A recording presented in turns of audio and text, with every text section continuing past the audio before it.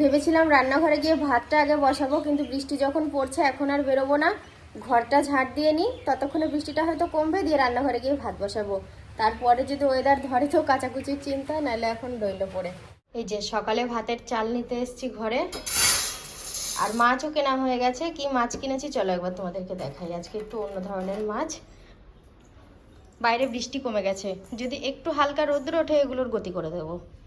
মানে ভরসা পাচ্ছি না, সিঁড়িটার কি অবস্থা দেখো, সিঁড়িটাও জল দিয়ে ধোবো। সিঁড়িটা অতিরিক্ত কালো লাগছে অরিজিনালের থেকে। তো যাই হোক, হয়তো এ কথা এর আগেও বলেছি, বারবার দেখি তো সেই কারণেই বলি। বেলে মাছ 50 টাকার, এই যে সরু সরু বেলে। আর এক রকমের বেলে হয় লাল লাল, ওটা আমার খেতে বেশি ভালো লাগে। তো মাছালা বললেন কি এইটা নিয়ে দেখেন, এটাও ভালো লাগবে খেতে, ওই জন্য নিলাম। ভাতের চাল দিয়ে দিয়েছি, ততক্ষণ আমি মাছটা কেটে ফেলি। মাছ কাটা হয়ে গেল, মাছের মাথাগুলো ফেলে দিলাম। এই যে এই ধরনের বেলেগুলোর মাথা খুব শক্ত হবে, ওই কারণে ফেলে দিলাম। অন্য বেলেগুলো আবার মাথা নিতাম। একটুখানি ভাতের ঢাকাটা পাস করে দাও, ভাল করছে। এবার বারান্দাটা নোংরা কম হবে, কারণ নিচটা তো সোলিং হবে, আর এখন পায়ে পায়ে খুব ময়লা হয়। একদিন কাজে দম ফেলার সময় থাকে না। আজকে সকাল থেকে মনে হচ্ছে কি সত্যি করে এই কাজে একটুও দম ফেলার সময় নেই। একটার পর একটা পুরো আমার জন্য সাজানোই রয়েছে। সকালের ভাতটা হচ্ছে, এদিকে আমি সিঁড়িটা পরিষ্কার করে নিচ্ছি, আর টুকটাক করে বাকি কাজ পরে হবে। তবে সিঁড়িটা ধুয়ে আমি আবার রান্নার কাছেই যাব। আমি রান্নার কাছে চলে এসেছি, তো ভাবছি কি ভেন্ডি কটা কেটে রাখি, তো সেই কারণে জল দিয়ে ধুয়ে নেব। আর সবজি যদি আগে কোটা থাকে তাহলে কিন্তু রান্না করতে গিয়ে খুব একটা সমস্যা হয় না। একবার ইচ্ছে হচ্ছিল এই ঢ্যাঁড়সগুলো ভাতে সিদ্ধ দিই, খুব খেতে ভালো লাগে, কিন্তু ভাতে সিদ্ধ দিলে যে আমার কর্তা আবার ভাত খেতে চাইবে না, এই একটা সমস্যা। সকালে রান্না কমপ্লিট হয়ে গেছে, তো ভাবলাম আড়াল সেমি নয়, এবার আমি জামা কাপড়গুলো কেচে নিই। কাচবো না এই করে করে মনের মধ্যে টেনশন হচ্ছে। হালকা হালকা রোদ্দুর উঠেছে দেখে যা জামা কাপড় ছিল বেশিরভাগটাই বাইরে নিয়ে যাচ্ছি।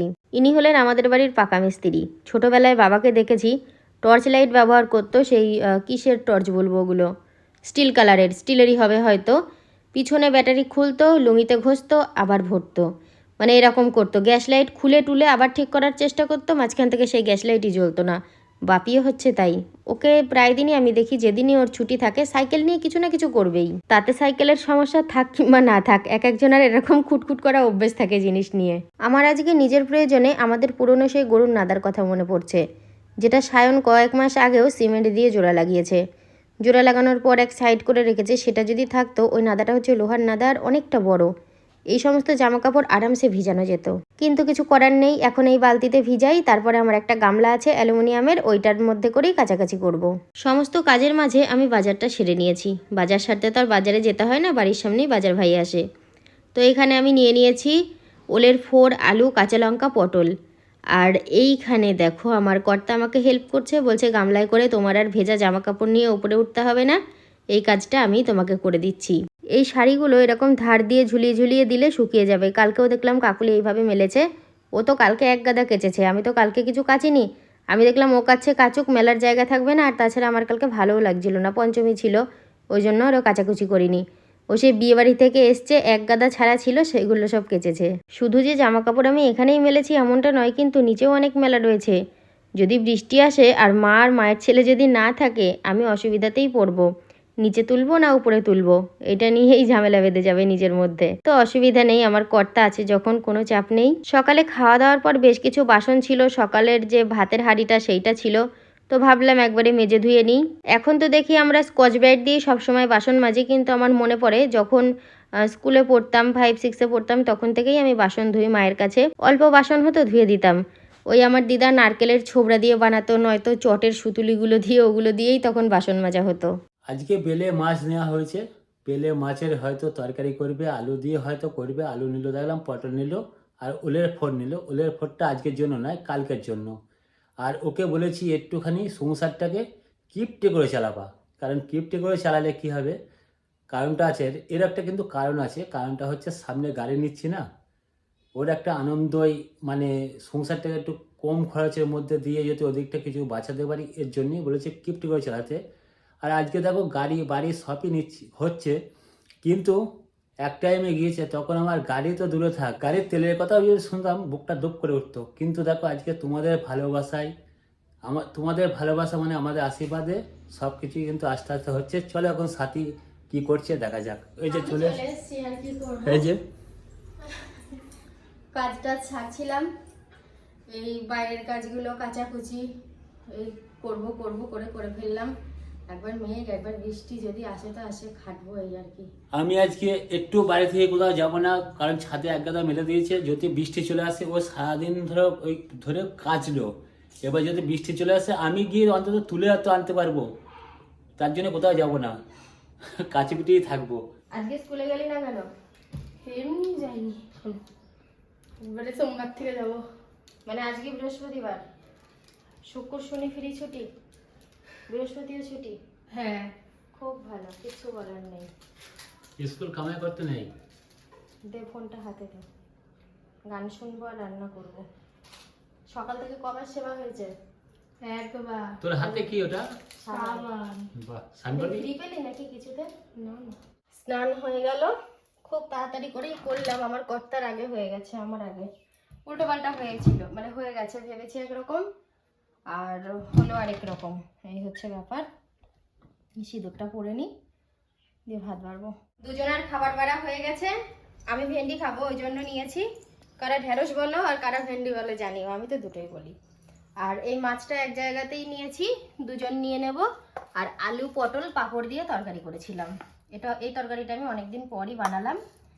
টেবিলের ওপর থেকে থালা আমি এখানে নিয়ে আসলাম। তোমরা অনেকে বলো যে দিদি তোমরা কেন টেবিলে খাও না? আসলে নিচে বসে বসে খেয়ে অভ্যেস বলে টেবিলে আর ইচ্ছা করে না খেতে। খাওয়া আর শোয়া এমন একটা জিনিস না, প্রত্যেকদিন যেই জায়গায় খাবে তোমরা আর যেই জায়গায় শোবে, জায়গা নড়চড় হলেই কেমন জিনিসটা বেমানান বলে মনে হবে। আমার তো সেটা মনে হয়। ওই জন্য আমি যেখানে শান্তি পাই সেখানেই খাই। ঘরেই খাই দুপুরের খাবার, সকালের খাবার বাইরে। আজকে পটল আলু দিয়ে পাঁপড়ের তরকারি করেছে। খেতে খেতে ওকে বলছিলাম যে সত্যি সাথী, তুমি এত সুন্দর যে রান্না করেছো পাঁপড়ের তরকারি, আর আমি কোনটা ভালোবাসি তুমি ঠিক একদিন দুদিন পর পরে সেই খাবারটাই করো। যেরকম হচ্ছে আলু সয়াবিন, খুব প্রিয় খাদ্য আমার। পাঁপড়ের তরকারি, মোচার ঝাল, ওলের ফোড়, এগুলো দেখি মায়ের সাজি না ও নিয়ে রান্না করে, কারণ জানে আমি ভালোবাসি, তার জন্যই হয়তো রান্না করে। আর আমার একটা জিনিস খুব ভালো লাগে, ওকে কিন্তু কিছু বলতে হয় না, ও নিজের ইচ্ছা থেকে যেটা ভালো লাগে সেটাই করে। আলমারিটা পুরো খোলা, এসি চলছে, বন্ধ, কারেন্ট নেই। আর গিন্নি আমার জানলার কাছে একটুখানি লাইট পেয়েছে, নেল পলিশ করছে। তুমি বললে রেডি হতে, তোমার কথা শুনে রেডি হতে গিয়ে এখন দেখি আকাশের অবস্থা খারাপ, কারেন্টও চলে গেছে। তাহলে কি হবে এবার? কারেন্ট আসার অপেক্ষা করো একটুখানি। আমি বেশিক্ষণ অপেক্ষা করবো?